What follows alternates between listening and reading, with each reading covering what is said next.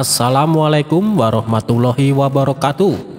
Apa kabar sahabat Al-Fatah yang dimuliakan Allah? Semoga kita dalam keadaan sehat, dilimpahkan rezekinya dan diberikan keberkahan dunia dan akhirat. Amin ya robbal alamin.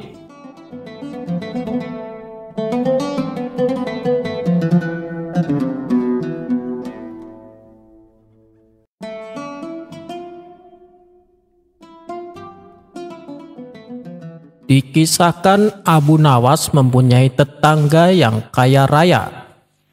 Tapi tetangganya ini terkenal sangat pelit. Beda dengan Abu Nawas. Meskipun hidupnya pas-pasan, tapi dia dermawan. Suatu ketika saat Abu Nawas sedang duduk santai di depan rumah, tetangganya yang kaya itu menghampirinya. Ia menghasut Abu Nawas untuk tidak menafkahi keluarganya agar menjadi kaya raya seperti dirinya. "Aku memang ingin kaya, tapi tidak dengan cara sepertimu," jawab Abu Nawas. "Tapi kan yang penting kaya, Abu Nawas," timpal tetangganya. "Apakah kau ingin aku jadi sepertimu, meminjam segala keperluan dari tetangga, sedangkan hartamu sendiri tidak kau manfaatkan?" balas Abu Nawas. "Lihatlah aku, Abu Nawas, hartaku banyak. Tidak seperti kamu, miskin dan tak punya apa-apa," kata tetangganya. "Apa pentingnya punya harta, tapi tidak kau manfaatkan?" tutur Abu Nawas. "Bagiku, melihat kilauannya saja sudah cukup, Abu Nawas," jawab tetangganya. Beberapa hari kemudian, tetangganya ini kembali mendatangi rumah Abu Nawas. "Ada apa lagi datang kemari? Kau mau menghasutku lagi?" tanya Abu Nawas dengan ketus. "Jangan suka berprasangka buruk begitu, Abu Nawas. Saya datang kemari ingin pinjam keledaimu," jawab tetangganya.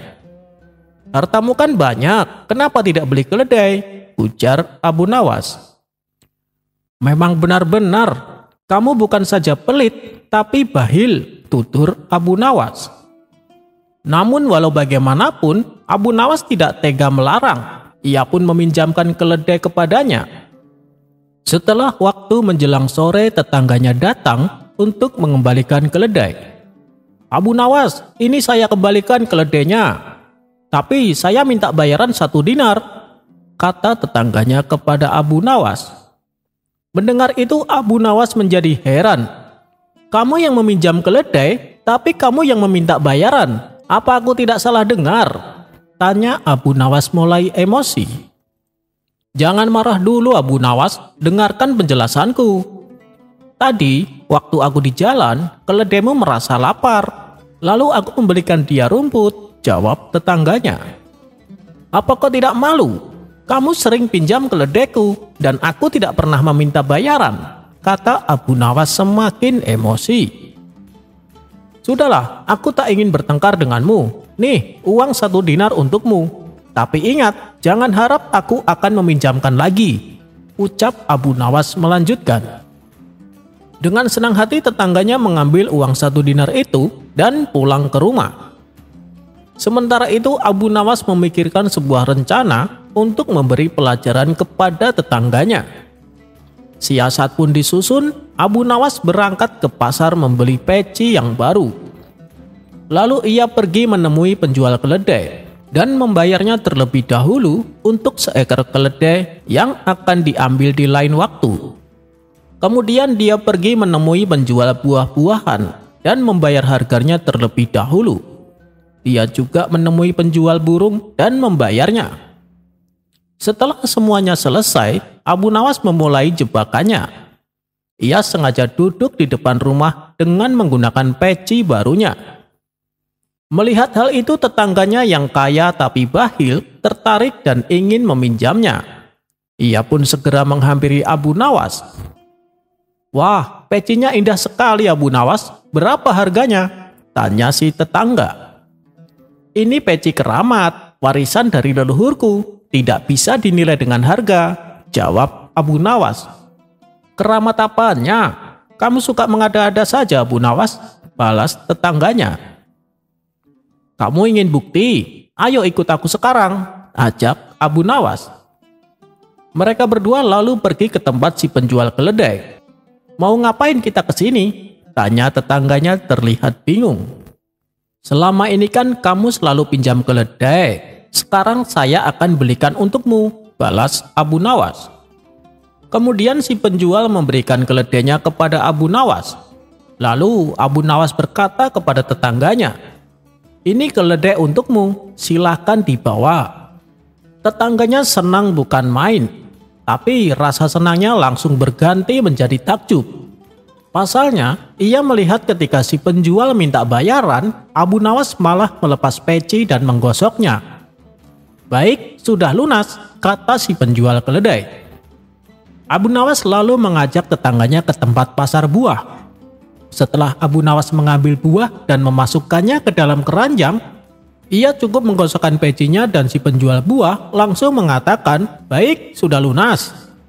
Begitu juga saat membeli burung, cukup dengan menggosok peci, si penjual burung langsung berkata, "Baik, sudah lunas." Rentetan peristiwa tersebut membuat tetangganya heran dan terpana. "Sungguh ajaib, benar-benar ajaib," gumam tetangganya. "Hei, Abu Nawas, jualah pecimu padaku," pinta tetangganya. "Tidak mungkin, ini peci warisan, saya tidak berani menjualnya," saut Abu Nawas. "Saya mau beli dengan harga 2.000 dinar, Abu Nawas," kata tetangganya. Abu Nawas terperanjat mendengarnya. 2.000 dinar, bisa buat beli rumah baru nih, pikir Abu Nawas. "Aduh, gimana ya? Sebenarnya saya keberatan. Tapi saya juga tidak tega menolak permintaanmu. Mengingat kamu adalah tetangga dan juga sahabat saya," kata Abu Nawas berpura-pura. "Sudahlah Abu Nawas, jual saja padaku," desak tetangganya. "Baiklah kalau kamu memaksa," jawab Abu Nawas. Setelah transaksi selesai, Abu Nawas pulang dengan membawa uang 2.000 dinar. Keesokan harinya si tetangga mendatangi rumah Abu Nawas dengan penuh emosi. "Kamu telah menipuku, Abu Nawas." "Menipumu bagaimana?" tanya Abu Nawas. "Saat aku praktekkan ketika beli baju, si penjual tetap meminta bayaran padaku, padahal aku sudah menggosok peci tersebut berkali-kali. Mana uangku yang 2.000 dinar? Ayo, kembalikan, ini pecimu. Karena peci ini tidak bisa bikin gratis saat belanja," ucap tetangganya. "Aduh, yang bilang bisa bikin gratis siapa? Aku kan hanya mengatakan ini peci warisan leluhur," ujar Abu Nawas. "Dan saya tidak menyuruhmu untuk meniru apa yang saya perbuat," kata Abu Nawas melanjutkan. Kini si tetangga telah mendapatkan balasan atas perbuatan yang dilakukannya kepada Abu Nawas.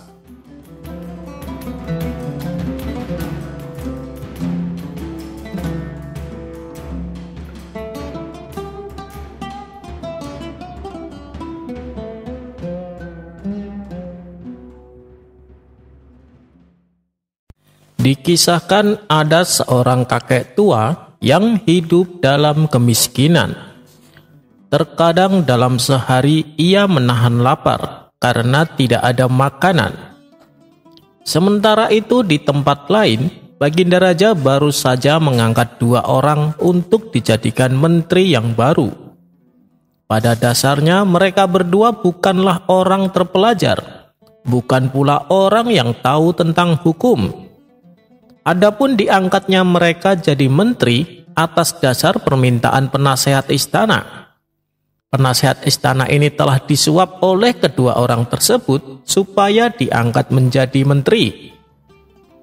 Dan suatu ketika, kakek tua yang miskin tadi tak kuasa menahan laparnya yang sudah beberapa hari ini tidak makan. Maka pergilah ia ke warung untuk sekedar minta makanan. Setibanya di sana, ternyata si pemilik warung tidak ada. Karena sudah sangat kelaparan, ia mengambil salah satu roti dan memakannya di tempat itu.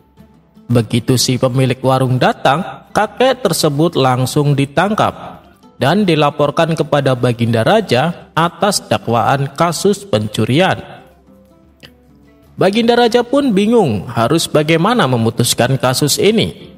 Kalau sampai di penjara, kakek itu sudah terlalu tua, Tapi kalau dibebaskan, dia telah melakukan tindakan kejahatan. Kemudian, kedua menteri yang baru diangkat dimintai pendapatnya. "Bagaimana menurut kalian?" tanya Baginda Raja. Menteri pertama menjawab, "Walaupun dia kakek sudah tua, dia harus tetap dihukum. Paduka harus tegas, dan menurutku hukuman yang pantas adalah panggang dia hidup-hidup sebagai contoh kepada masyarakat lain, supaya jangan ada lagi yang berani mencuri." Rupanya Baginda Raja agak kurang sependapat. Ia pun kemudian bertanya kepada menteri kedua, "Kalau menurutmu, hukuman apa yang pantas untuk kakek tua itu?" Menteri kedua pun menjawab, "Cincang-cincang saja tubuhnya, biar jadi pelajaran, dan kasus pencurian pasti tidak akan terulang." Usulan menteri kedua ini juga membuat Baginda Raja kurang sependapat. Tak berselang lama datanglah Abu Nawas ke istana. "Wah, kebetulan sekali kau datang, Abu Nawas. Aku ingin dengar pendapatmu dengan kasus yang aku hadapi ini," kata Baginda Raja. Kemudian Baginda Raja memberitahu tentang kasus yang dihadapi kakek tua tersebut. Baginda Raja juga memberitahu tentang pendapat kedua menterinya yang baru. Sontak Abu Nawas geram mendengarnya. Dia pun menatap tajam ke arah kedua menteri tersebut. "Ketahuilah Paduka, kedua menteri baru itu bukanlah orang terpelajar. Mereka juga tidak tahu soal hukum. Menteri pertama pasti dulunya penjual roti, yang dia tahu cuma panggang memanggang. Makanya ia menyarankan hukuman panggang. Sementara menteri kedua pasti dulunya penjual daging, yang dia tahu cuma cincang mencincang. Makanya ia menyarankan hukuman cincang," jelas Abu Nawas. "Lalu, menurutmu hukuman apa yang pantas untuk kakek tua itu?" tanya Baginda Raja. "Cukupi kebutuhan hidupnya. Keadaan miskinlah yang memaksanya melakukan tindakan ini. Paduka juga harus bertanggung jawab karena ada rakyat yang sampai tidak makan berhari-hari," jawab Abu Nawas. Baginda Raja pun tersentak dan menyadari atas kesalahannya. Dan berkat usulan Abu Nawas, kakek tua miskin itu dibebaskan dan dijamin kebutuhan hidupnya. Sementara kedua menteri yang baru tersebut saat itu juga dipecat dari jabatannya.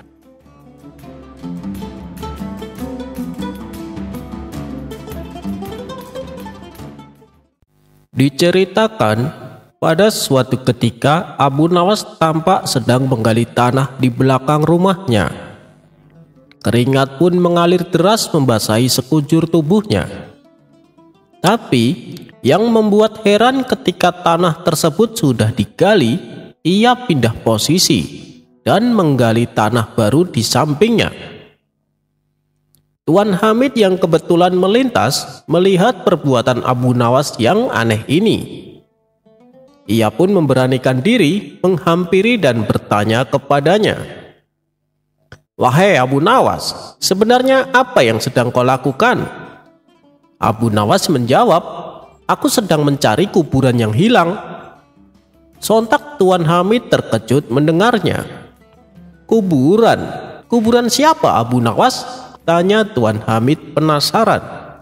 "Kuburan uang dinarku," jawab Abu Nawas. "Tempo hari aku mengubur beberapa uang dinar di sini. Tapi aku lupa tepatnya di mana," katanya melanjutkan. "Loh, kok bisa? Harusnya ketika kau akan mengubur, berilah tanda supaya mudah mencarinya," tutur Tuan Hamid. "Sudah aku kasih tanda. Waktu aku menguburnya, ada awan di atasnya. Tapi awan itu kini tidak ada lagi," ujar Abu Nawas. Mendengar jawaban Abu Nawas, Tuan Hamid hanya terdiam. Namun dalam hatinya mengumpat, "Ada-ada saja Abu Nawas," katanya dalam hati.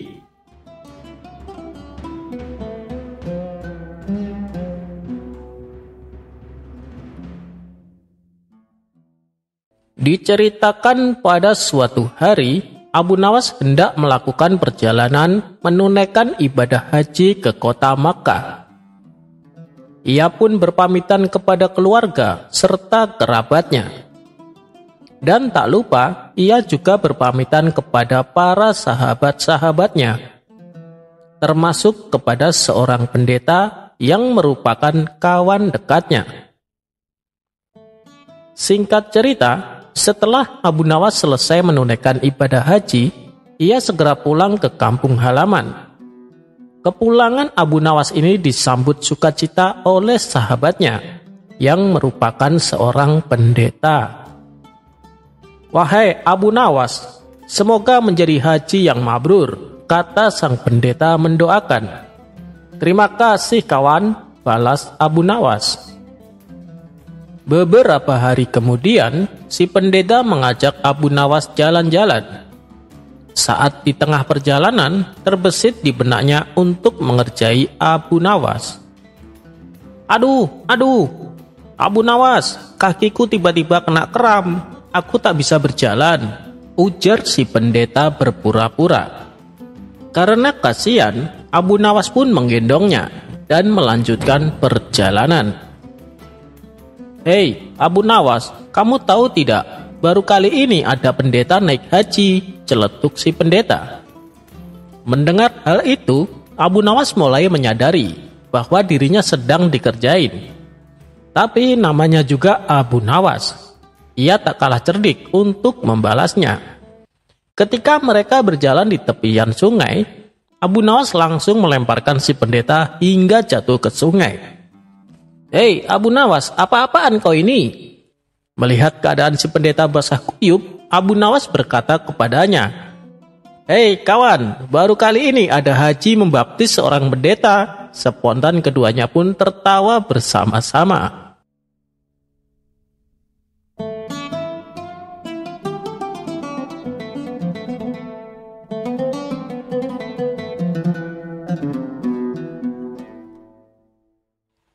Pada suatu hari, Abu Nawas dan Baginda Raja sedang berdiskusi tentang agama.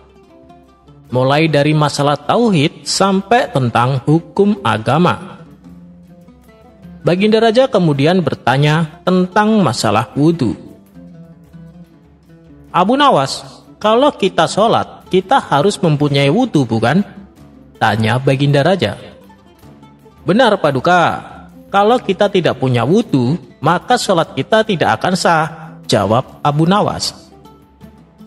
"Berarti kalau kita kentut, kita harus mengulangi wudhu supaya salatnya sah?" tanya Baginda Raja. "Iya, benar Paduka," jawab Abu Nawas. "Ini sungguh aneh," ujar Baginda Raja. Sontak Abu Nawas terkejut mendengarnya. "Aneh bagaimana Paduka? Ini kan sudah diatur oleh agama," sahut Abu Nawas.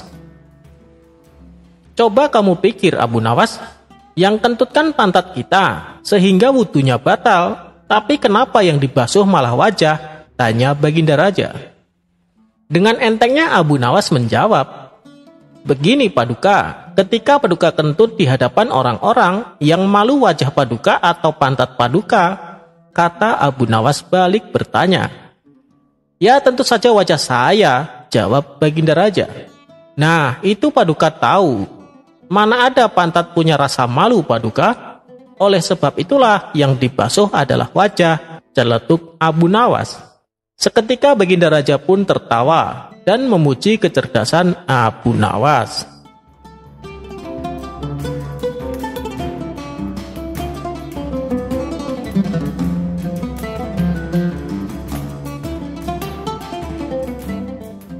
Suatu ketika, saat hujan turun dengan derasnya, Abu Nawas duduk terpaku di dalam rumah. Lalu terbesit di benaknya sebuah sop yang hangat.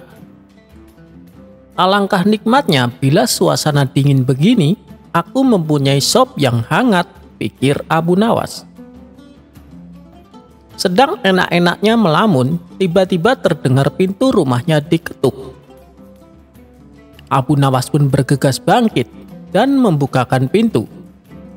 Ternyata yang datang adalah Abu Jahal. "Ada perlu apa datang kemari?" tanya Abu Nawas. Dengan sedikit malu-malu, Abu Jahal menjawab, "Aku ingin bertanya sesuatu padamu," ujar Abu Jahal.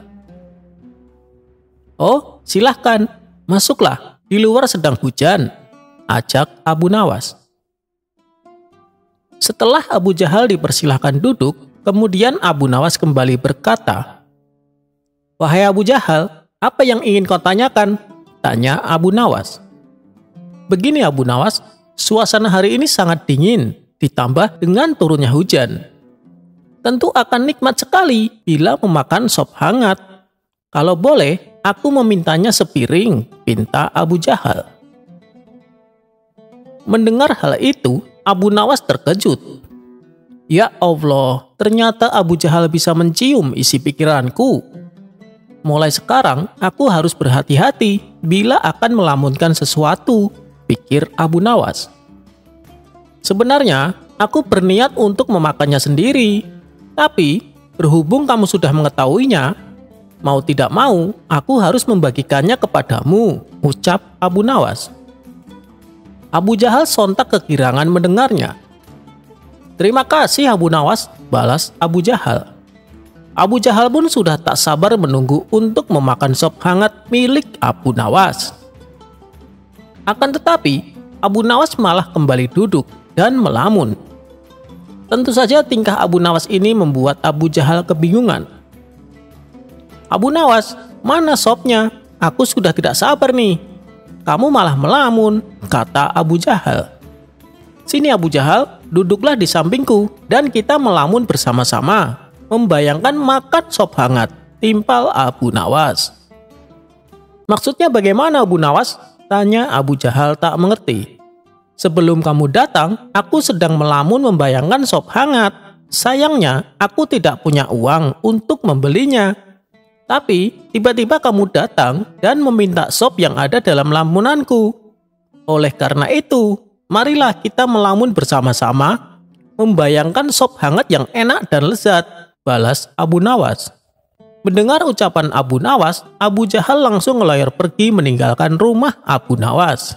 "Dasar orang aneh," teriak Abu Jahal kepada Abu Nawas.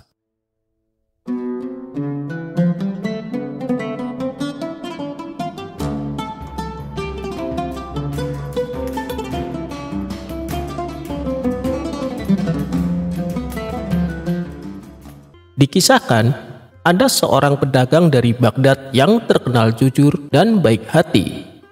Setiap ada pembeli yang datang, ia melayaninya dengan ramah. Adapun barang dagangannya yang dia jual terbilang murah, karena dia hanya mengambil sedikit keuntungan. Hal inilah yang membuat dirinya semakin disukai dan dicintai orang-orang. Di depan toko tempat dia jualan, ada toko milik seorang Yahudi yang jualan dagangannya sama seperti dirinya. Di samping berjualan, si Yahudi ini juga berprofesi sebagai rentenir. Dia orangnya kejam dan tidak kenal ampun, sehingga banyak orang-orang yang sangat membencinya karena ia menjual barangnya dengan harga yang sangat tinggi dan selalu memaksa kepada para pembeli.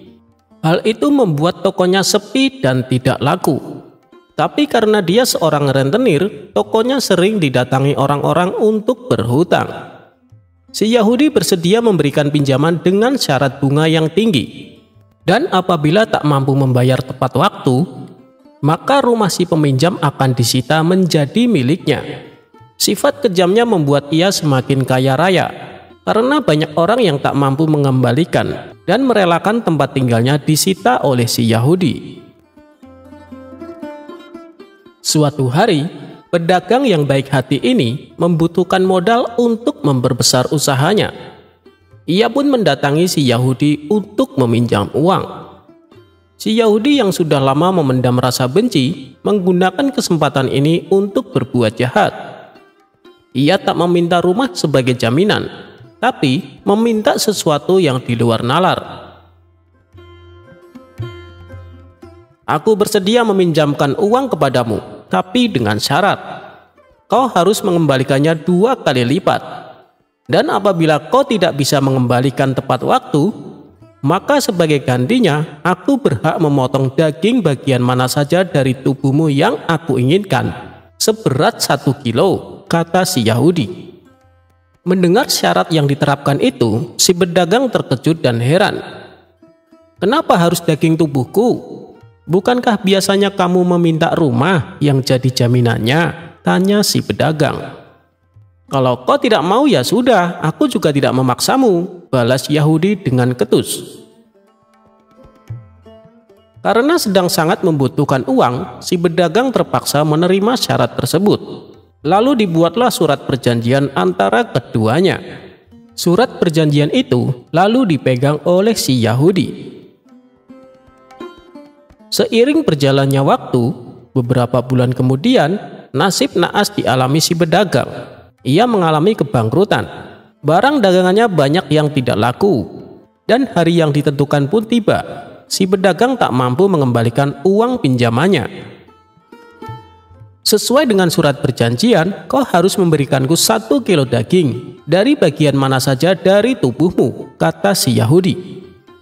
Bagaimana kalau masalah ini kita selesaikan ke pengadilan? Karena permintaanmu ini tak wajar, usul si pedagang. Si Yahudi pun menyetujuinya. Maka berangkatlah mereka berdua menghadap Tuan Hakim. Di depan Tuan Hakim, Yahudi menyerahkan selembar surat perjanjian yang telah disepakati mereka berdua. Tuan Hakim, saya meminta hak saya sesuai perjanjian, tapi sepertinya dia enggan memenuhinya, kata si Yahudi mengadu. Lantas, daging bagian mana yang kau inginkan? Tanya Tuan Hakim. Aku menginginkan daging bagian lehernya, jawab si Yahudi. Tentu saja jawaban si Yahudi membuatnya terkejut. Itu sama saja si Yahudi menginginkan kematian si pedagang. Kalau Tuan Hakim menolak, ia akan dianggap tidak adil karena ada bukti surat perjanjian yang telah disepakati keduanya. Sedangkan kalau Tuan Hakim mengabulkan, nyawa si pedagang akan melayang. Lantaran bingung memecahkan perkara tersebut, Tuan Hakim sengaja menunda-nunda keputusannya sampai berhari-hari. Berharap si Yahudi akan mengurungkan niat buruknya.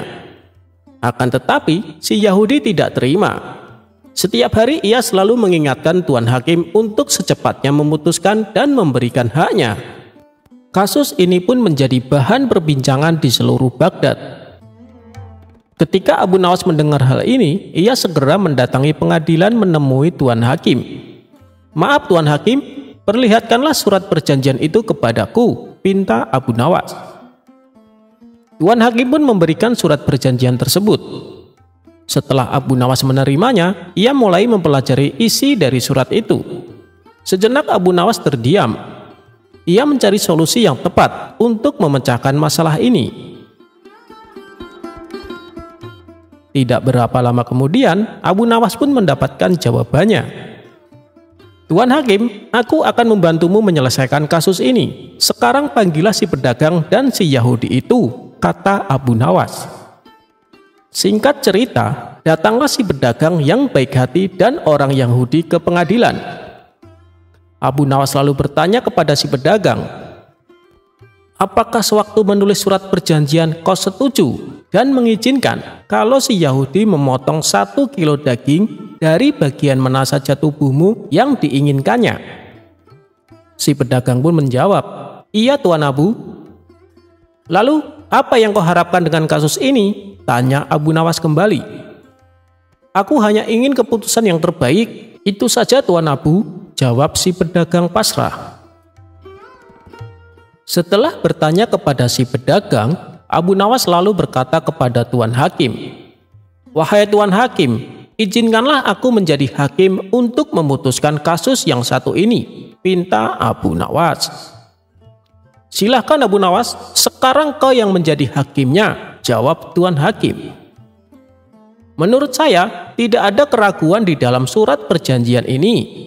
Si Yahudi berhak menuntut haknya. Mau tidak mau, si pedagang harus merelakan 1 kilo daging dari bagian tubuhnya. Dan itu harus dilakukan saat ini juga, kata Abu Nawas. Tuan Hakim kaget mendengarnya. Ia tak menyangka kalau Abu Nawas justru membela si Yahudi. Begitu juga dengan si pedagang. Ia mengira akan dibela Abu Nawas. Namun justru sebaliknya. Sedangkan si Yahudi merasa senang karena dendamnya kepada si pedagang akan terbalaskan. Lalu, bagian tubuh mana daging yang kau inginkan? Tanya Abu Nawas kepada si Yahudi. Saya menginginkan bagian lehernya, jawab si Yahudi dengan entengnya. Baik, keinginanmu dikabulkan. Wahai Tuan Hakim, ambilkanlah pisau untuknya, perintah Abu Nawas. Dengan berat hati Tuan Hakim memberikan pisau kepada si Yahudi. Betapa senangnya si Yahudi karena tidak lama lagi si pedagang akan mati di tangannya. Kemudian Abu Nawas kembali berkata kepada si Yahudi, kamu boleh memotongnya sekarang, tapi ingat kau harus memotongnya sesuai surat perjanjian, yaitu tepat 1 kilo daging. Tidak boleh lebih, tidak boleh kurang. Dan jika ternyata daging yang kamu potong beratnya tidak sesuai surat perjanjian, maka sebagai hukumannya kamu harus dibunuh dan semua harta kekayaanmu akan disita oleh negara. Spontan si Yahudi kaget mendengar itu. Sesuatu hal yang tidak mungkin bisa dilakukan, sebab dia diperbolehkan memotong hanya 1 kali. Mana mungkin ia bisa memotong daging tepat 1 kilo? Si Yahudi pun terdiam untuk beberapa lama. Kenapa kau diam saja? Bukankah keinginanmu sudah dikabulkan? Tanya Abu Nawas. Saya tidak bisa melakukannya, Tuan Abu. Lebih baik saya mencabut tuntutan saya, kata si Yahudi ketakutan. Baiklah, kalau begitu kasus ini saya nyatakan ditutup, tegas Abu Nawas. Si Yahudi pun pulang dengan perasaan kecewa. Sementara Tuan Hakim memuji kecerdasan Abu Nawas. Ia memutuskan permasalahan tanpa harus menghilangkan hak si Yahudi, namun juga tidak merugikan si pedagang. Terima kasih Tuan Abu, Anda telah menyelamatkan saya. Awalnya saya mengira Tuan Abu berpihak kepada si Yahudi. Ternyata saya salah menilai. Maafkan saya Tuan Abu, kata si pedagang dengan penuh bahagia. Akhirnya si pedagang pun lolos dari kematiannya.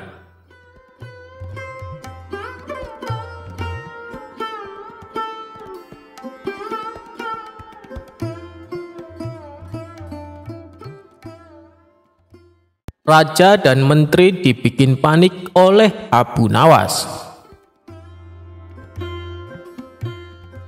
Cerita Abu Nawas kali ini bermula ketika Baginda Raja hendak memastikan perekonomian rakyat berjalan lancar menjelang Hari Raya Idul Fitri. Ia pun memerintahkan Menteri Perdagangan Al-Mukarram Syekh Abdillah Ihsanuddin Al-Samarkandi untuk memantau pasar. Baginda Raja meminta agar sang menteri mengecek bahwa semua kebutuhan pokok masyarakat tersedia, mulai yang terbesar hingga paling kecil. Satu saja bahan pokok tidak ada di pasar, maka itu akan jadi gorengan politik sampai pelosok desa bahwa raja tidak becus memimpin Baghdad. Pastikan gula tersedia di pasar, harga garam murah, gandum tidak kurang. Pokoknya Anda cek semua kebutuhan pokok masyarakat, titah Baginda Raja kepada Menteri Ihsanuddin. Satu lagi, sekarang menjelang Lebaran, jangan cuma pasokan daging yang dikontrol, tapi kulit ketupat juga. Barang murah biasanya diremehkan, nanti orang bilang kulit ketupat yang murah saja tidak ada, apalagi daging, imbuh Baginda Raja. Baik Baginda Raja, jawab sang menteri. Keluar dari istana, menteri langsung memanggil staf ahli negara yakni Abu Nawas untuk membantu mengecek pasar. Ia memerintahkan pujangga cerdas yang dikenal loyal kepada Baginda Raja ini untuk mengecek pasar dengan asumsi tidak mungkin memberi laporan palsu. Menteri meminta Abu Nawas mengecek pasar dan mendata semua yang ada di sana. Pastikan semua kebutuhan pokok rakyat tersedia dan tidak ada yang menimbun barang, pintanya. Alangkah bahagianya Abu Nawas ketika berada di pasar. Ia melihat semua kebutuhan rakyat tersedia. Rakyat gembira di bawah kepemimpinan Baginda Raja. Gula menumpuk, garam tersedia, gandum murah, daging apa saja ada. Pokoknya Baghdad di bawah Baginda Raja benar-benar mencerminkan kemakmuran. Abu Nawas juga mengecek kulit ketupat sesuai pesan menteri. Benar juga, jika kulit ketupat saja tidak ada di pasar, bagaimana dengan kapulaga dan bawang bombay? Dengan wajah ceria, Abu Nawas kembali ke istana menteri untuk melaporkan hasil surveinya. Wah, Baghdad tersenyum di bawah kepemimpinan Baginda Raja dan Menteri Ihsanuddin. Jelasnya, semua kebutuhan pokok tersedia. Bagaimana dengan garam, gandum, gula? Tanya Ihsanuddin untuk menambah keyakinannya. Ada, Tuan Menteri, jawab Abu Nawas lagi. Daging? Tanya menteri makin penasaran. Daging banyak, semua halal, ucap Abu Nawas meyakinkan menteri. Bagaimana dengan kulit ketupat? Ingat, ini musim lebaran, kata menteri kembali bertanya. Nah, untuk kulit ketupat sudah saya cek di semua pasar. Kulit ketupat kosong, ungkap Abu Nawas. Mendengar jawaban Abu Nawas, Menteri Ihsanuddin kaget luar biasa. Tanpa bertanya lagi, dia bergegas menuju istana dan menyampaikan laporannya agar Baginda Raja senang. Sesampainya di istana, si menteri segera melaporkan kepada raja. Baginda, ada kabar baik dan juga ada kabar buruk. Baginda mau dengar yang mana dulu? Ucap sang menteri. Apa kabar baiknya? Tanya Baginda Raja. Semua kebutuhan pokok tersedia di pasar, jawab sang menteri. Kabar buruknya? Tanya lagi Baginda Raja dengan penuh rasa penasaran. Kabar buruknya hanya kulit ketupat yang tidak ada di pasaran, entah hilang dari pasaran atau ada yang menimbun, kata menteri yakin. Mendengar jawaban menterinya, Baginda Raja mengerahkan serdadunya untuk menebang pelepah kurma sebanyak mungkin, lalu membuat kulit ketupat ramai-ramai. Ia ingin membanjiri pasar dengan kulit ketupat agar para penimbun kulit ketupat kecelek dan rugi besar. Tapi Baginda Raja tidak puas. Dia langsung terjun ke pasar hari itu juga mengecek kebutuhan pokok. Betapa kagetnya Baginda Raja karena di pasar ternyata banyak orang menjual kulit ketupat. Bagaimana ini Pak Menteri? Di pasar ternyata banyak kulit ketupat dijual, tanya Baginda Raja keheranan. Menteri Ihsanuddin juga kaget. Tapi tadi kata Abu Nawas, di semua pasar kulit ketupat hilang, tidak ada di pasaran, jelasnya terbata-bata. Dia lalu berteriak memanggil Abu Nawas. Abu Nawas, tadi kamu bilang kulit ketupat tidak ada, hilang dari pasaran. Bagaimana ini? Kok ternyata banyak? Tanya menteri dengan nada emosi. Benarkah itu? Tanya Baginda Raja sambil memandang tajam Abu Nawas. Pujangga Baghdad ini dengan tenang mengambil beberapa kulit ketupat dari pedagang, lalu menyerahkan kepada Menteri Ihsanuddin dan Baginda Raja. Silahkan dipencet, tuan-tuan, kata Abu Nawas dengan suara merendah. Apa maksudmu? Tanya Baginda Raja. Apakah semua kulit ketupat itu kosong? Tanya balik Abu Nawas. Ya, benar, semua kosong, jawab Baginda Raja dan menteri berbarengan. Nah, itulah yang tadi saya sampaikan kepada menteri. Tadi saya katakan di semua pasar kulit ketupat kosong. Lalu salah saya di mana? Tegas Abu Nawas menjelaskan. Abu Nawas! Teriak Menteri Ihsanuddin. Nah, begitulah cerita Abu Nawas tentang kulit ketupat yang kosong di pasaran, sehingga membuat menteri dan Baginda Raja panik.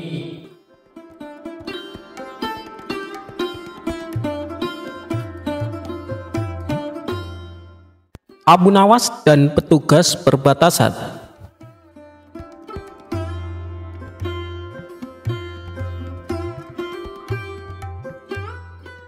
Setiap orang di negeri Irak, mulai dari anak-anak hingga dewasa, mengenal siapa Abu Nawas. Seperti kali ini, warga desa merasa keheranan karena Abu Nawas setiap minggu tampak melakukan perjalanan dari desanya ke desa tetangga, sudah masuk dalam wilayah kerajaan lain. Seperti biasanya, awal minggu pada suatu bulan, dini hari Abu Nawas telah keluar rumahnya yang sangat sederhana. Di samping rumah sederhana tersebut terdapat kandang kuda yang penghuninya kerap berganti-ganti. Pada dini hari itu, Abu Nawas bersiap-siap melakukan perjalanan menuju desa tetangganya sambil menunggangi kuda. Keesokan harinya, biasanya dia akan pulang ke desanya di negeri Irak tersebut sambil membawa banyak barang. Tentu saja, kebiasaan Abu Nawas ini menimbulkan pertanyaan bagi Pak Hamid tetangganya.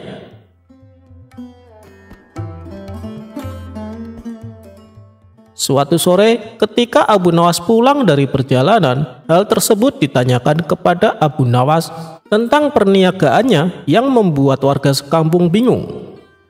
"Hei Abu Nawas, kemanakah engkau beberapa waktu ini?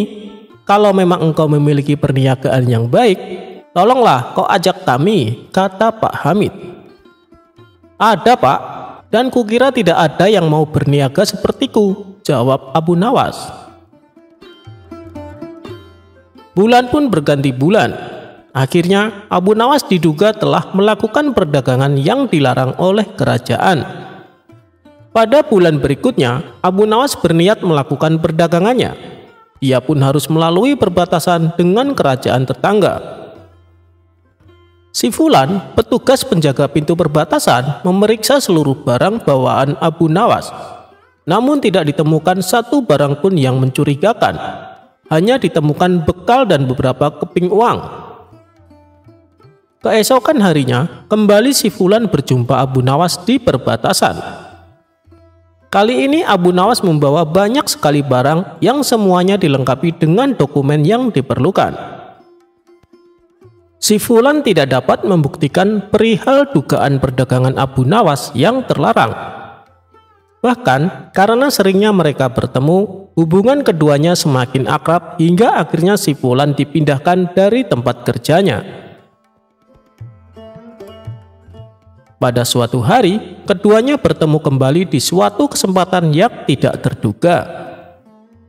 Si Fulan sekarang bukan lagi seorang penjaga perbatasan. Dia telah pensiun dari pekerjaan itu. Abu Nawas sekarang sudah dikenal sebagai seorang saudagar yang dermawan dan berhasil. Pertemuan itu akhirnya dilanjutkan dengan jamuan makan oleh Abu Nawas. Dalam kesempatan tersebut, masing-masing bercerita tentang pengalaman yang telah mereka hadapi selama lebih kurang 20 tahun tidak bertemu. "Usaha apa yang telah engkau lakukan di masa lalu, saudaraku? Karena aku mengetahui kau tak membawa cukup uang.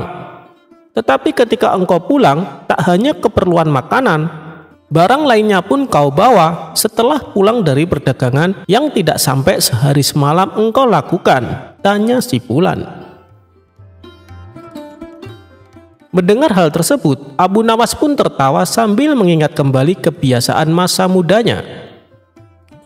"Sebenarnya sangat mudah, saudaraku.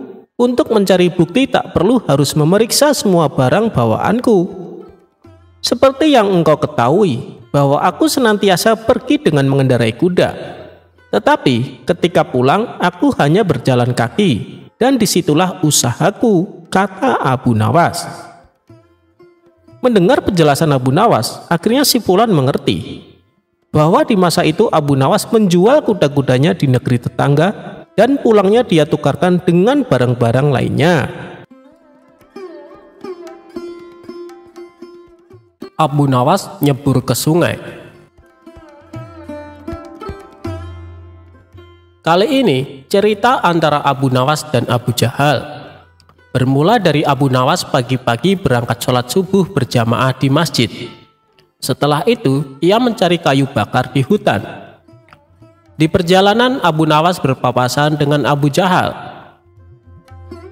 "Mau kemana Abu Nawas?" tanya Abu Jahal. "Mau cari kayu di hutan," jawab Abu Nawas. "Ayo kita berangkat bersama-sama." "Aku juga mau mencari kayu di hutan," terang Abu Jahal. Abu Nawas pun melanjutkan perjalanannya dengan ditemani Abu Jahal. Ketika mereka berjalan melewati pinggir sungai, tiba-tiba Abu Nawas tergelincir dan hampir jatuh. Namun, untunglah ada Abu Jahal di sampingnya. Abu Jahal langsung menarik tangan Abu Nawas, sehingga Abu Nawas tidak jatuh ke sungai. "Terima kasih Abu Jahal atas pertolonganmu," kata Abu Nawas. Tidak disangka Abu Jahal malah tertawa terpingkal-pingkal. "Lihatlah wajahmu yang lucu itu. Aku tidak bisa membayangkan apabila kamu terjatuh ke sungai. Pastinya akan basah kuyup," ucap Abu Jahal sambil tertawa makin keras. Sementara Abu Nawas hanya diam. Dia tidak mungkin marah kepada Abu Jahal yang baru saja menolongnya. Sejak saat itu, setiap bertemu Abu Nawas, Abu Jahal selalu mengungkit-ungkit kejadian tersebut. Bahkan saat keduanya nongkrong di warung, Abu Jahal terus menceritakan dan membesarkan hal tersebut, sampai-sampai membuat Abu Nawas merasa sangat malu. Sebulan pun berlalu. Akhirnya Abu Nawas tidak tahan lagi. Ia pun mendatangi rumah Abu Jahal. "Hei Abu Jahal, ikutlah denganku," ajak Abu Nawas. "Mau kemana memangnya?" tanya Abu Jahal. "Sudah, pokoknya ikut saja," balas Abu Nawas. Mereka berdua lantas pergi ke suatu tempat. Rupanya Abu Nawas mengajak ke sungai yang dulu dirinya pernah diselamatkan oleh Abu Jahal. Setibanya di sana, dengan masih berpakaian lengkap, Abu Nawas langsung menjatuhkan diri ke sungai. Dalam keadaan basah kuyup, Abu Nawas berkata, "Lihatlah, aku sekarang sudah basah kuyup, seperti jika engkau tidak menolongku. Jadi berhentilah mempermalukanku di depan orang-orang," pinta Abu Nawas. Abu Jahal yang mulai menyadari kekeliruannya segera meminta maaf kepada Abu Nawas.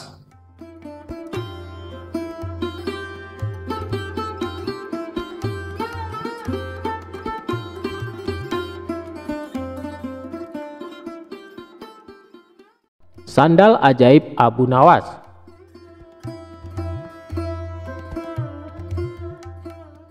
Suatu hari, Abu Nawas berangkat menuju pasar untuk berjualan mencari rezeki tambahan. Sesampainya di pasar, ia langsung menggelar tikar sebagai lapak berjualan. Kebetulan pada hari itu ia berjualan sendal yang diberi nama ajaib. Abu Nawas mulai berteriak-teriak menawarkan barang dagangannya kepada para orang-orang di pasar. "Sandal ajaib, sandal ajaib, sandal ajaib," teriak Abu Nawas berkali-kali di pasar. Sesaat kemudian datang seorang pemuda menghampirinya dan melihat-lihat barang dagangannya. "Silahkan tuan, mau membeli sendal?" tanya Abu Nawas. "Ya, apakah ini sendal ajaib?" tanya pemuda. "Tentu saja tuan," jawab Abu Nawas.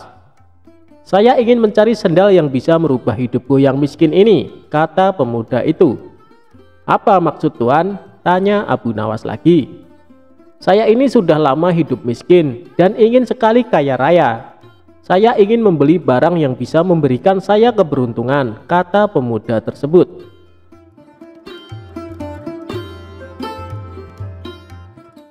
Sejurus kemudian, Abu Nawas menunjukkan salah satu sendal ajaibnya. Ia mengatakan bahwa sendal itu akan membuat pemiliknya dari tidak berada menjadi berada. Karena tertarik dengan kata-kata Abu Nawas, tanpa pikir panjang, pemuda tersebut langsung membeli sendal ajaib yang dijual Abu Nawas.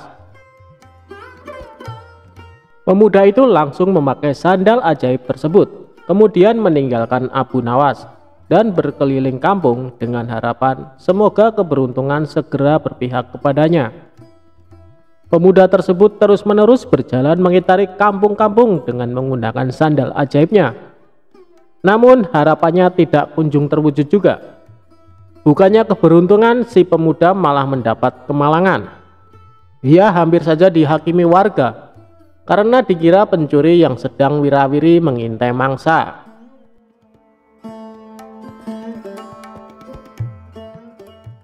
Hari sudah menjelang sore. Dengan perasaan marah dan kecewa, ia akhirnya mencari Abu Nawas meminta pertanggungjawabannya. Setelah bertanya sana sini, akhirnya ia menemukan Abu Nawas. "Assalamualaikum," sapa pemuda itu. "Waalaikumsalam. Ternyata Tuan. Bagaimana kabar Tuan?" tanya Abu Nawas. "Kabar buruk. Aku tidak merasakan keberuntungan apa-apa setelah memakai sendal ini. Malahan hampir saja aku celaka dihajar warga kampung gara-gara dikira pencuri.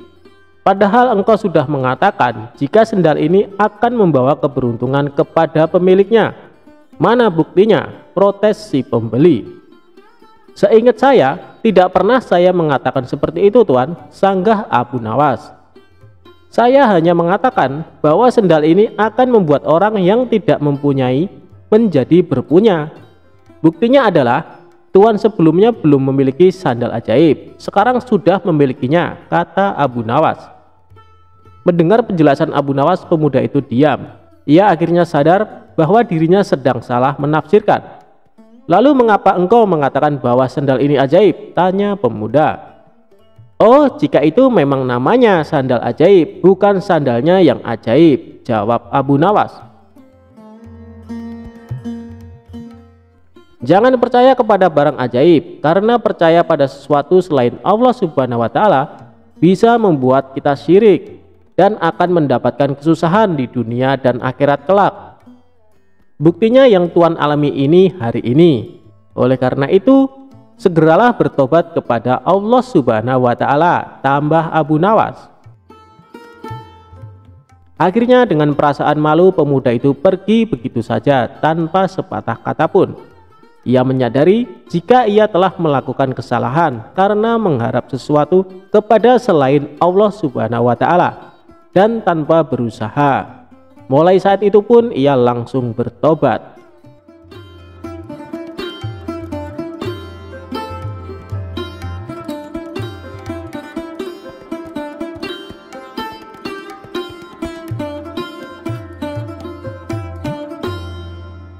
Abu Nawas bunuh diri dengan racun, bukannya mati tapi malah kenyang.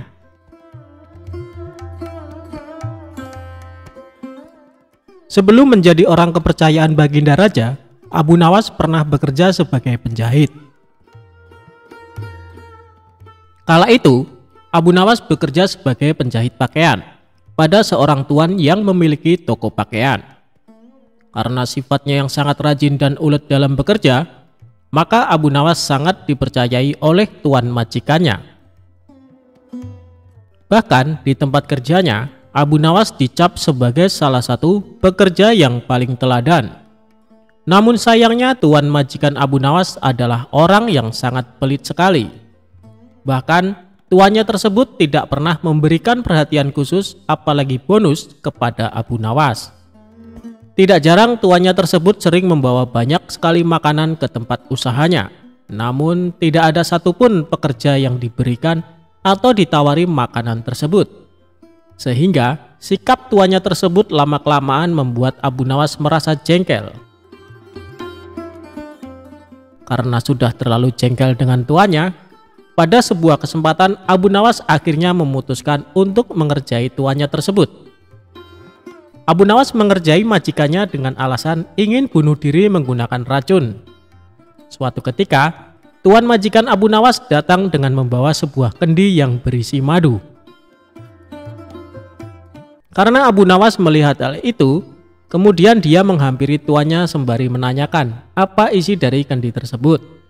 Selain itu, ia juga meminta kepada tuan majikannya agar diberikan isi dari kendi tersebut. Karena tuannya sangat pelit, maka dengan sengaja ia berbohong kepada Abu Nawas dengan mengatakan kendi tersebut berisi racun. Abu Nawas pun kemudian hanya mengangguk tanda ia percaya kepada tuan majikannya.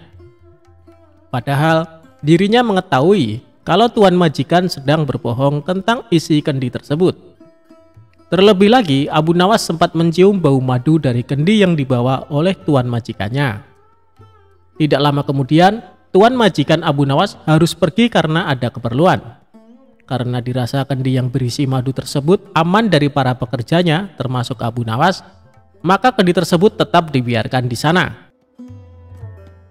Melihat kendi berisi madu tersebut ditinggalkan oleh tuannya, maka Abu Nawas tidak membuang-buang kesempatan. Dia pun berusaha menjual sepotong pakaian dan membeli sebuah roti untuk dimakan dengan madu milik tuannya. Setelah berhasil menjual pakaian dan membeli roti, Abu Nawas langsung melahapnya bersama madu milik majikannya. Dia pun memakan roti dan madu majikannya dengan sangat lahap. Tanpa sadar, madu tersebut akhirnya habis tidak tersisa. Dalam kondisi yang kekenyangan, Abu Nawas kemudian meletakkan kendi itu ke tempat semula, lalu melanjutkan pekerjaannya. Tidak lama berselang, majikannya pun kembali dan membawa sebungkus roti yang akan dimakan bersama madunya. Kemudian, majikan Abu Nawas tersebut langsung menghampiri kendi miliknya untuk mengambil madu yang ada di dalamnya.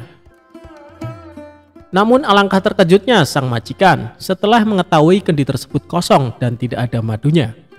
Selain itu, ia juga merasa sangat kesal karena mengetahui sepotong kainnya telah hilang tanpa adanya laporan. Kemudian tuan itu berbicara kepada dirinya sendiri dan menganggap hal ini pasti ulah dari Abu Nawas. Selanjutnya, tuan majikan tersebut langsung menghampiri Abu Nawas yang sedang sibuk menjahit pakaian sembari berkata seperti ini. Abu Nawas, apa yang sebenarnya terjadi? Mengapa isi kendi ini kosong? Dan sepotong pakaian telah hilang? Tanya tuannya kepada Abu Nawas. Maaf tuan, tadi sewaktu tuan pergi ada sekelompok pencuri datang mengambil sepotong pakaian, jawab Abu Nawas. Lantas apa yang kamu lakukan kepada pencuri itu? Tanya tuannya lagi. Aku ketakutan dan tidak bisa berbuat apa-apa, kata Abu Nawas sambil pura-pura ketakutan. Lalu, mengapa isi kendiku hilang? Apakah diminum juga oleh pencuri itu? Tanya tuan majikan kembali. Abu Nawas pun mengatakan bukan pencuri itu yang meminum isi kendi tuan majikannya, karena yang meminum isi kendi tersebut adalah dirinya, sebab ia berniat bunuh diri dengan racun yang ada di dalam kendi tersebut. Karena takut akan dimarahi oleh tuan, maka aku putuskan untuk memilih bunuh diri saja menggunakan racun yang ada di dalam kendi tersebut. Hamba pikir hamba akan mati, tapi ajal hamba belum sampai tuan, kata Abu Nawas kepada majikannya. Mendengar perkataan jujur dan keahlian akal pikir Abu Nawas, tuannya tersebut tidak jadi marah. Selain itu, majikannya tersebut akhirnya sadar apa yang sudah terjadi, karena ulah dirinya yang sangat pelit kepada pekerjanya.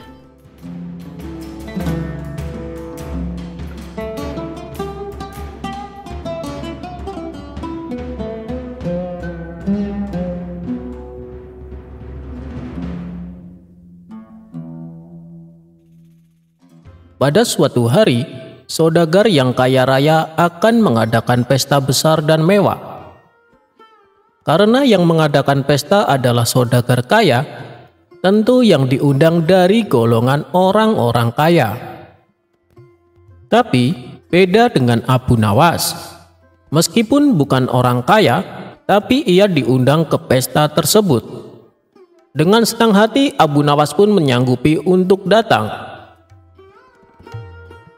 Selepas asar, Abu Nawas sengaja mengosongkan perutnya agar di pesta nanti bisa makan sebanyak-banyaknya. Setelah langit mulai gelap, Abu Nawas bersiap pergi menghadiri pesta tersebut. Singkat cerita, sesampainya di rumah saudagar kaya, Abu Nawas melihat sudah banyak orang berkumpul. Ada juga beberapa tamu yang baru datang. Hampir semua orang memakai jubah kebesarannya, dan para tamu yang datang disambutnya dengan ramah oleh si tuan rumah. Akan tetapi, Abu Nawas yang memakai jubah usang, belum lagi warnanya yang telah memudar, jadi tak ada seorang pun yang menyambutnya. Bahkan tidak ada yang mau mengajaknya bicara. Abu Nawas dengan kecewa memutuskan untuk pulang ke rumah.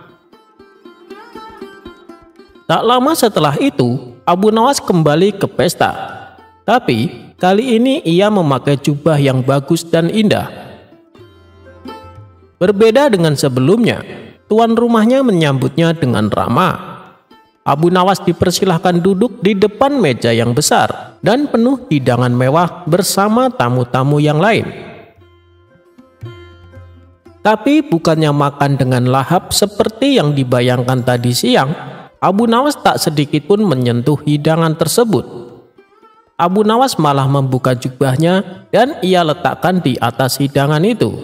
Kemudian berteriak, "Hei jubah indah, makanlah hidangan itu." Tentu saja tingkah Abu Nawas ini mengundang banyak perhatian para tamu undangan, termasuk si tuan rumah saudagar kaya.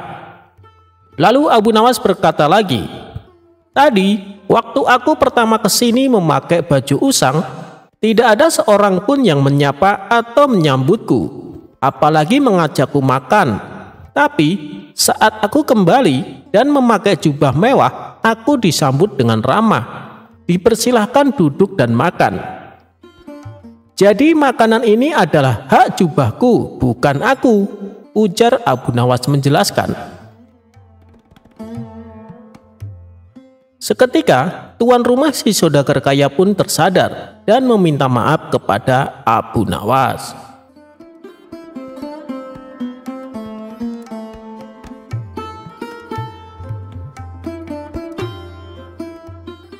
Abu Nawas anti hujan. Sejak peristiwa penghancuran barang-barang di istana oleh Abu Nawas yang disaksikan oleh Baginda Raja, saat itu pula Baginda Raja sangat kesal dan ingin segera untuk menangkap si tersangka yaitu Abu Nawas agar dijebloskan ke dalam penjara karena ulah dari tingkah lakunya.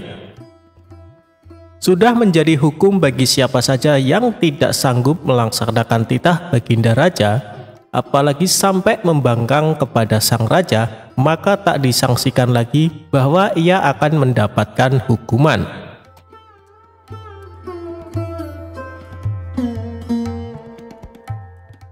Baginda Raja pun tahu Abu Nawas amat begitu takut kepada beruang. Suatu hari, Baginda Raja memerintahkan prajuritnya untuk menjemput Abu Nawas agar bergabung dengan rombongan Baginda Raja berburu beruang.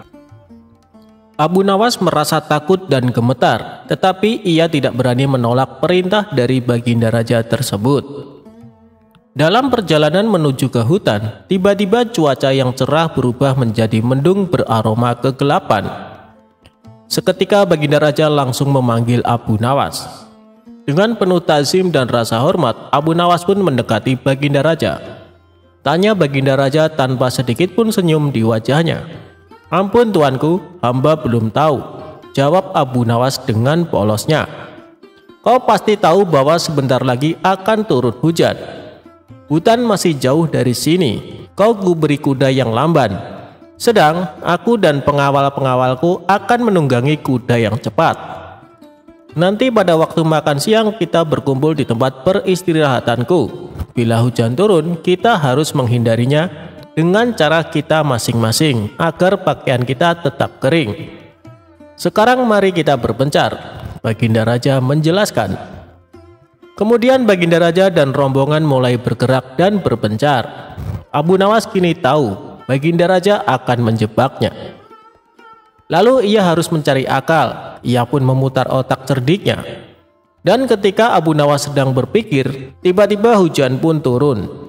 Begitu hujan turun, Baginda Raja beserta rombongannya segera memacu kuda mereka masing-masing untuk mencapai tempat perlindungan yang terdekat.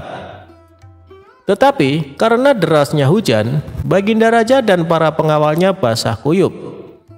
Ketika waktu makan siang tiba, Baginda Raja bersegera menuju tempat peristirahatan.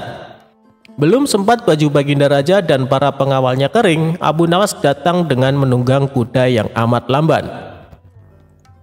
Baginda Raja dan para pengawalnya seketika terperangah terkejut, kebingungan karena baju Abu Nawas tidak basah sama sekali. Padahal dengan kuda yang paling cepat pun, Baginda Raja beserta para pengawalnya tidak bisa mencapai tempat berlindung yang paling dekat sekalipun. Pada hari berikutnya, Abu Nawas diberi kuda yang cepat yang kemarin ditunggangi oleh Baginda Raja sendiri. Kini Baginda Raja dan para pengawal-pengawalnya menunggangi kuda-kuda yang lamban. Setelah Abu Nawas dan rombongan kerajaan berpencar, hujan pun turun seperti kemarin. Kini hujan lebih deras daripada hari kemarin. Baginda Raja dan para pengawalnya lagi-lagi basah kuyup karena kuda yang mereka tunggangi tidak bisa berlari dengan kencang. Pada waktu makan siang tiba, Abu Nawas pun tiba di tempat peristirahatan lebih dahulu daripada Baginda Raja beserta rombongannya. Kemudian Abu Nawas menunggu Baginda Raja. Selang beberapa saat, Baginda Raja dan para pengawalnya tiba dengan pakaian yang basah kuyup. Melihat Abu Nawas dengan pakaian yang tetap kering seolah tidak terkena hujan, atau memang Abu Nawas manusia anti hujan, saat itu pula Baginda Raja menjadi penasaran dibuatnya. Beliau tidak sanggup lagi menahan keingintahuan yang selama ini disembunyikannya. "Terus terang bagaimana caranya kamu menghindari hujan, wahai Abu Nawas?" tanya Baginda dengan penuh rasa penasaran. "Mudah tuanku yang mulia," kata Abu Nawas sambil tersenyum. "Sedangkan aku dengan kuda yang cepat saja tidak sanggup untuk mencapai tempat berteduh terdekat, apalagi dengan kuda yang sangat lambat ini," tegas Baginda Raja. "Hamba sebenarnya tidak melarikan diri dari hujan, Tuan. Tetapi begitu waktu hujan turun, lalu hamba secepat mungkin melepas pakaian hamba dan bersegera melipatnya, lalu mendudukinya. Ini hamba lakukan sampai hujannya berhenti," ungkap Abu Nawas. Diam-diam Baginda Raja akhirnya mengakui kecerdikan Abu Nawas.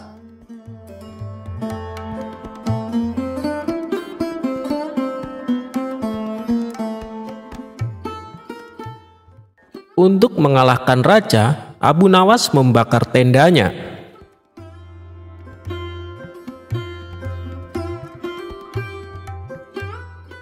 Dalam dunia sufi dikenal tokoh Abu Nawas atau disebut juga Abu Nuwas. Tokoh yang satu ini dikenal dengan kecerdasan dan kecerdikannya dalam memecahkan segala masalah. Tak jarang sejumlah orang sering terpedaya dengan pola pikir Abu Nawas. Salah satunya adalah Baginda Raja. Salah satu cerita yang masyhur adalah Baginda Raja menantang Abu Nawas dalam suatu perlombaan. Ajang lomba itu adalah tenda siapa yang paling ramai dan paling banyak dikunjungi oleh pengunjung, maka dialah yang menang. Tidak dijelaskan alasan Baginda Raja mengapa menantang Abu Nawas untuk lomba tersebut. Bisa jadi Baginda Raja sangat senang dengan kecerdikan Abu Nawas dalam menyelesaikan tantangan.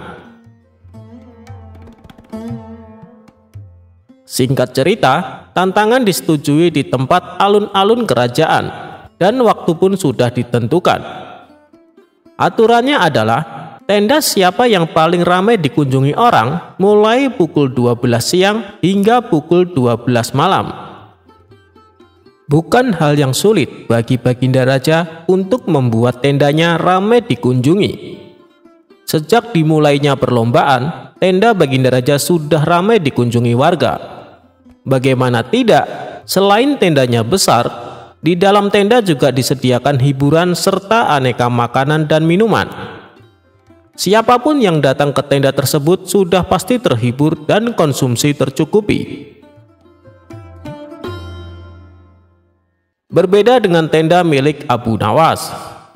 Selain tendanya kecil, tidak sebesar milik Baginda Raja, di tempat itu juga tidak ada hiburan apalagi makanan. Namun, Abu Nawas terlihat tenang sembari duduk-duduk di dalam tenda tersebut. Menurutnya, waktu perlombaan masih panjang. "Tenang saja, waktu masih panjang," gumam Abu Nawas sembari melihat keramaian di tenda milik Baginda Raja. Sejumlah warga yang datang ke tenda Baginda Raja sudah mengira bahwa Abu Nawas akan kalah dalam perlombaan ini. Terlebih lagi, semakin malam jumlah warga yang mendatangi tenda Baginda Raja semakin banyak dan semakin banyak. Abu Nawas masih terlihat duduk-duduk santai dan tenang. Nyaris tidak ada upaya apapun agar tendanya ramai dikunjungi warga. Hingga sekitar jam 12 malam kurang 5 menit, Abu Nawas mulai beraksi. Tenda miliknya tiba-tiba terbakar. Api yang membakar tenda tersebut menjulang ke angkasa. Kontan saja warga yang hadir di tenda milik Baginda Raja pun berteriak, "Tenda Abu Nawas terbakar! Tenda Abu Nawas terbakar!" teriak warga. Warga yang penasaran semburat keluar dari tenda Baginda Raja. Ada yang penasaran dan datang melihat hingga ada yang membawa air untuk memadamkan api. Tak ketinggalan, Baginda Raja pun ikut mendatangi tenda Abu Nawas. Nah, pas pukul 12 malam, semua orang yang ada di tenda Baginda Raja berpindah ke lokasi kebakaran. Tak ketinggalan, Baginda Raja pun datang ke lokasi. Nah, saya yang menang kan yang mulia? Lihat, semua orang termasuk Anda pun datang ke tenda saya tepat pukul 12 malam, ujar Abu Nawas sembari tersenyum penuh kemenangan. Rupanya kebakaran itu disengaja oleh Abu Nawas untuk menarik perhatian orang-orang yang ada di tenda Baginda Raja. Termasuk Baginda Raja juga terkecoh untuk datang ke tenda Abu Nawas. Lagi-lagi Abu Nawas berhasil mengalahkan tantangan dari Baginda Raja. Baginda Raja pun hanya bisa geleng-geleng sembari mengakui kecerdikan Abu Nawas.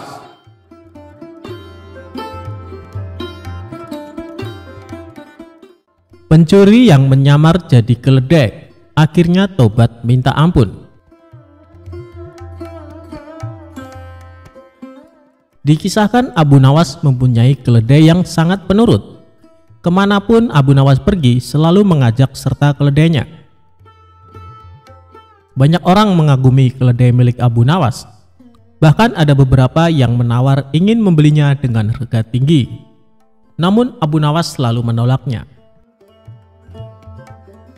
Suatu hari saat Abu Nawas berkeliling kampung bersama keledainya, ia dibuntuti dua orang diduga pencuri. Mereka tampak ingin mengincar keledainya Abu Nawas.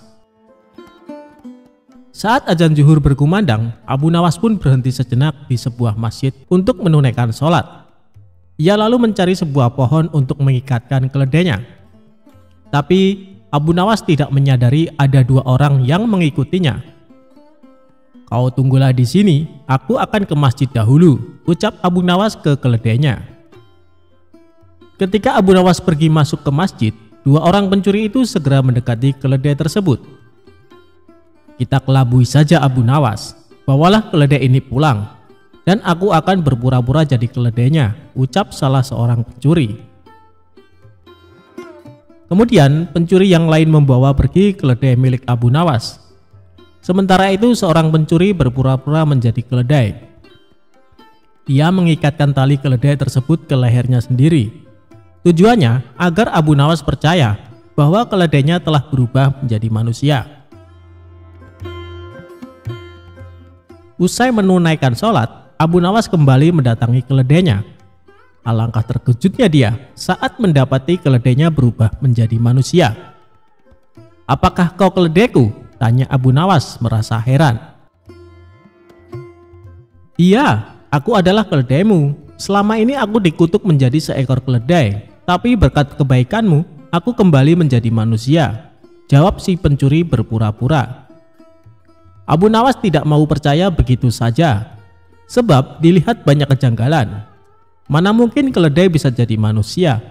Dia pasti mau mengelabui aku, pikirnya dalam hati. Tapi Abu Nawas tidak mau kalah. Dia mendapat ide untuk membuat si pencuri kapok. "Baiklah, sekarang antarkan aku ke rumah Tuan Hakim. Aku ada janji bertemu dengannya," perintah Abu Nawas. Abu Nawas lalu naik ke atas punggung si pencuri dan menyuruhnya berjalan dengan merangkak seperti keledai. Pencuri itu menyesal kenapa menyamar sebagai keledai. Harusnya tadi kabur saja dengan temannya. Kini dia pun terikat seperti seekor keledai. Bahkan saat Abu Nawas menungganginya, banyak orang bertanya tentangnya. "Abu Nawas, mana keledaimu yang penurut?" tanya orang-orang di setiap jalanan kota. "Dia ini keledaiku, dia telah menjadi manusia karena kebaikan hatiku," jawab Abu Nawas. Betapa malunya si pencuri karena menjadi tontonan warga di jalanan. Sementara untuk sampai ke rumah Tuan Hakim butuh waktu yang cukup lama. Hal itu membuat pencuri yang menyamar sebagai keledai jadi kelelahan. Bahkan kaki dan tangannya memerah seperti melepuh. Akhirnya sampailah Abu Nawas di rumah Tuan Hakim dengan menaiki punggung si pencuri. Melihat hal itu, Tuan Hakim terkejut bukan main, bahkan sampai memarahi Abu Nawas. "Hei Abu Nawas, kau kejam sekali. Kau kesini menunggang manusia," ujar Tuan Hakim.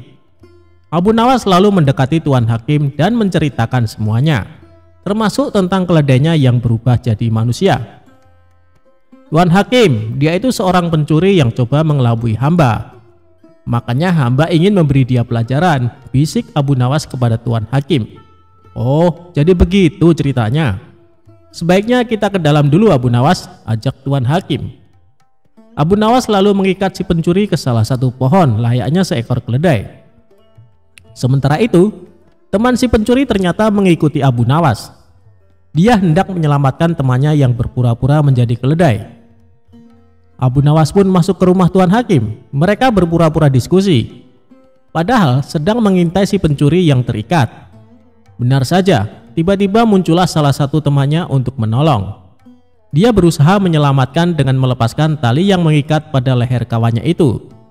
Namun karena kaki temannya luka parah, dia kesulitan membawa temannya tersebut. Akhirnya Tuan Hakim dan Abu Nawas langsung memergoki mereka. "Siapa sebenarnya kalian?" tanya Tuan Hakim. "Maafkan kami Tuan Hakim, kami adalah pencuri. Niatnya kami ingin mengelabui Abu Nawas, tapi malah kami yang kena batunya," jawab kedua pencuri tersebut. "Kembalikan keledai Abu Nawas atau kalian akan aku masukkan ke penjara," ancam Tuan Hakim. "Baik Tuan Hakim," jawab mereka berdua. Kemudian salah seorang pencuri pulang ke rumah untuk mengambil keledai Abu Nawas dan mengembalikannya. Setelah keledai tersebut dikembalikan kepada Abu Nawas, Tuan Hakim memberi nasihat kepada dua pencuri itu. "Sebenarnya aku hendak menghukum kalian, tapi melihat luka yang dialami temanmu, aku tidak sampai hati. Aku mau mengampuni kesalahan kalian, tapi dengan syarat kalian tidak akan mengulangi perbuatan ini," tutur Tuan Hakim. Akhirnya Abu Nawas mendapatkan kembali keledainya. Tentunya keledai sungguhan, bukan keledai berkepala manusia. Sedangkan kedua pencuri itu menyadari kesalahannya dan berjanji tidak akan mencuri lagi.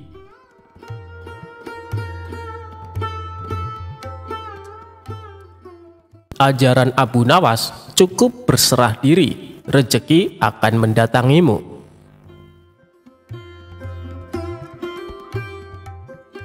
Suatu hari, Baginda Raja mengundang sejumlah ulama untuk berkumpul di istana. Tentu saja termasuk Abu Nawas. Raja mengundang Abu Nawas dan para ulama untuk membahas berbagai hukum Islam. Dengan begitu, Raja tetap bisa menimba ilmu tanpa harus meninggalkan kediamannya. Ulama fikih menyampaikan keilmuan seputar halal haram dalam hukum agama Islam. Ulama tauhid menyampaikan keilmuannya seputar keesaan Allah Subhanahu wa Ta'ala beserta kekuasaannya yang meliputi alam semesta. Begitu juga dengan ulama lainnya. Setelah masing-masing ulama menyampaikan ilmu sesuai bidangnya, tibalah giliran Abu Nawas. Dikarenakan bingung harus menyampaikan apa, Abu Nawas pun berkata, "Ampun Paduka yang mulia, apa yang ingin Paduka dengar dari hamba? Hamba rasa para ulama ini sudah menyampaikan semuanya." "Kalau menurutmu demikian, baiklah, berarti sekarang waktunya tanya jawab," ucap Baginda Raja. "Abu Nawas, apa yang kau ketahui mengenai rezeki?" tanya Baginda Raja. "Kita semua pasti meyakini bahwa rezeki datang dari Allah Subhanahu wa Ta'ala. Sebagaimana dalam firman-Nya, tidak ada suatu binatang melata pun di bumi melainkan Allah lah yang memberi rezekinya," jelas Abu Nawas. "Rezeki itu bisa datang dari mana saja Paduka. Kita sebagai manusia cukup bertawakal dengan benar. Niscaya rezeki akan datang kepada kita. Lakukan yang menjadi bagianmu.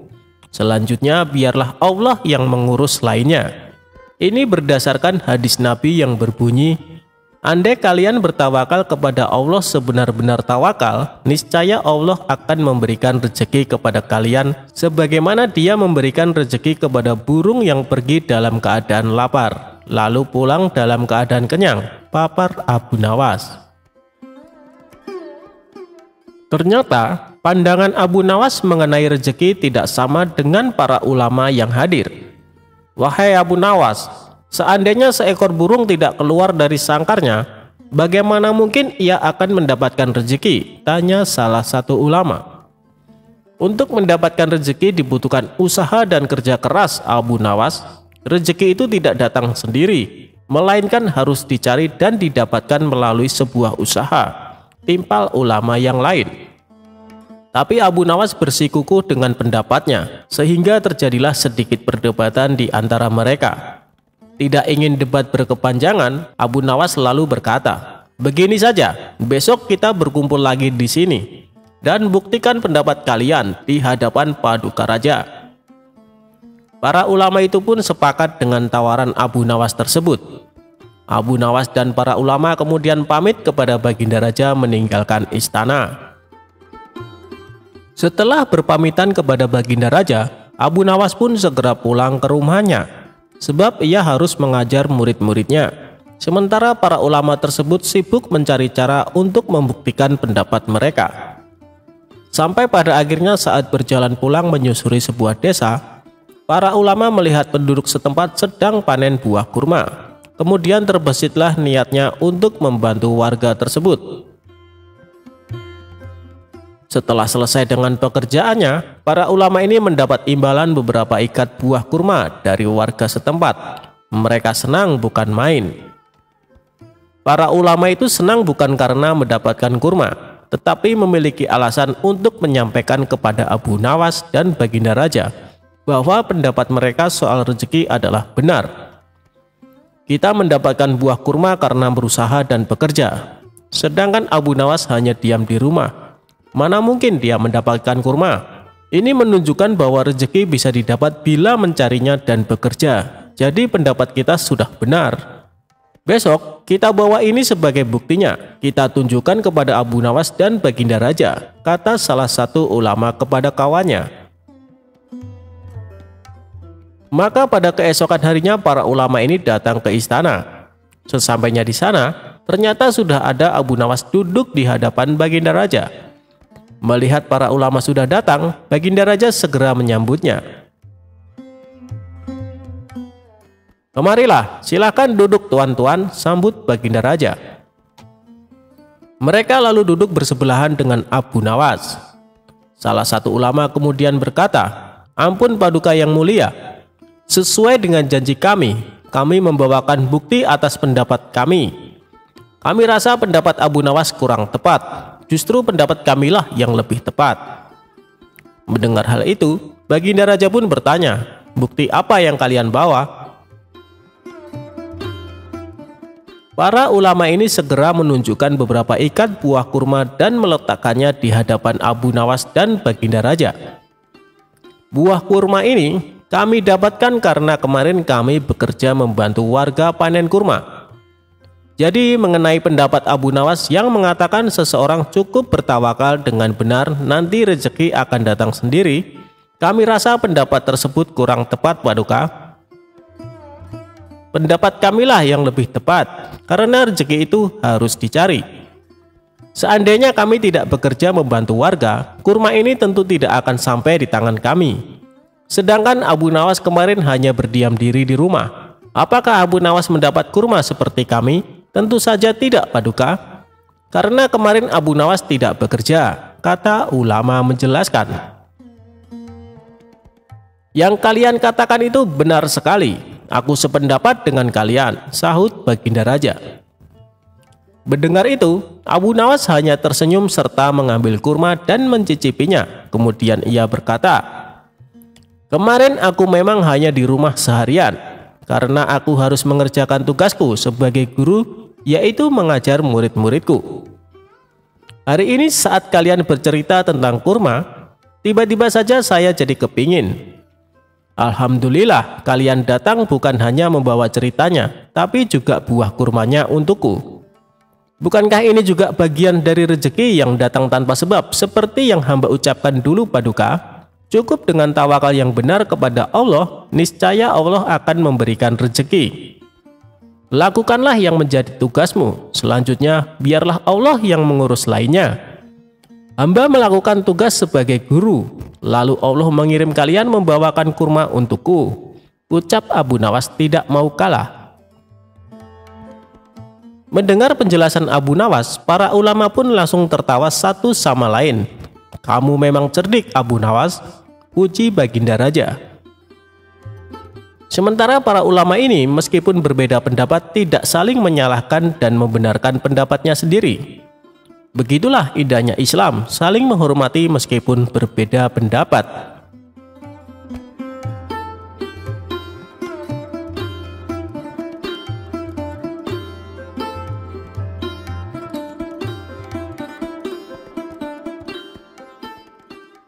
Berkat satu butir kurma, santri Abu Nawas menang sayembara.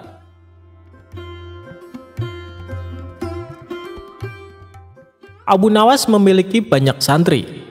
Di sela-sela kesibukan, ia selalu menyempatkan diri mengajar santri-santrinya. Setiap hari ba'da sholat asar, para santri berangkat menuju rumah Abu Nawas dengan antusias. Ada seorang santri bernama Ahmad. Ia pendiam namun pintar. Sampai satu ketika ada seseorang santri bertanya, "Kenapa Abu Nawas begitu perhatian kepada Ahmad?" Abu Nawas menangkap ada kecemburuan di antara para santrinya. Hingga suatu ketika dia mengadakan sayembara. "Sayembara apa Tuan Guru?" ujar salah seorang santrinya. "Besok kalian membawa buah kurma. Kurma yang termanis itulah pemenangnya. Sebagai hadiah akan kuberikan sorban," ujar Abu Nawas. Mereka pun berlomba-lomba membeli kurma ke pasar. Ada juga santri yang memetik di kebun orang tuanya. Ahmad sebagai anak yatim dan miskin hanya mempunyai 3 kurma di rumahnya. Saat dia jalan, dia melihat anak kecil menangis, lalu merasa iba dan menghampirinya. "Aku ingin makan buah kurma," kata anak kecil itu. Ahmad memberi 1 butir kurma kepada anak kecil itu. Di tangannya tersisa 2 butir kurma lagi. Namun di perjalanan dirinya bertemu Abu Nawas yang menyamar sebagai seorang pengemis yang lapar. "Aku lapar, berikanlah aku makanan," ujar pengemis itu. "Aku hanya ada 2 butir kurma kek," kata Ahmad. "Berikanlah saya 1 butir dan satunya lagi untukmu," ujar pengemis tersebut. Ahmad pun memberikan 1 butir kurma. Ia lalu melanjutkan lagi perjalanannya. Sayangnya santri lain tidak ada yang memberikan kurma itu kala Abu Nawas menyamar sebagai pengemis di pinggir jalan. "Enak saja ingin kurma ini. Kurma ini aku beli dengan harga mahal tahu. Dan juga kurma ini untuk sayembara supaya aku memenangkannya," ujar salah seorang santri kepada kakek pengemis itu. Saat di rumah, Abu Nawas dan para santrinya memperlihatkan kurma-kurma terbaik yang dibawanya. "Ini adalah kurma terbaikku, pasti rasanya manis, dan akulah pemenangnya," ujar salah seorang santri. "Oh, belum tentu, pasti kurmakulah pemenangnya," ujar salah seorang santri menimpali lagi. Tiba-tiba Ahmad datang. Ia hanya membawa 1 kurma. Dirinya pun diejek. Ketika hendak membalikan badan untuk pulang, Ahmad dicegah oleh Abu Nawas. "Hei Ahmad, kesini. Jangan pulang dulu," tutur Abu Nawas. Abu Nawas pun bertanya, "Apakah mereka sudah membawa kurmanya?" "Sudah Guru," ujar mereka serempak. Santri-santri pun meletakkan kurma tersebut satu persatu termasuk Ahmad. Ketika pengumuman tiba, Abu Nawas mengatakan bahwa pemenangnya adalah Ahmad. Mereka pun banyak yang protes. Kurma jelek dan hanya 1 butir bisa menang. Nah, Abu Nawas pun menceritakan bahwa ia menyamar menjadi pengemis ketika mereka di perjalanan. Lalu santri yang memberikan sedekah kurma hanya Ahmad saja. Memang buah milik kalian lebih bagus dan manis daripada milik Ahmad. Namun buah yang paling manis ialah kebajikan yang kita lakukan, terutama membantu orang yang kelaparan, ungkap Abu Nawas. Sekarang mereka paham kenapa Abu Nawas begitu memiliki perhatian lebih kepada Ahmad. Sebab Ahmad memiliki hati yang lapang untuk saling berbagi, meskipun dirinya sendiri sedang mengalami kesulitan.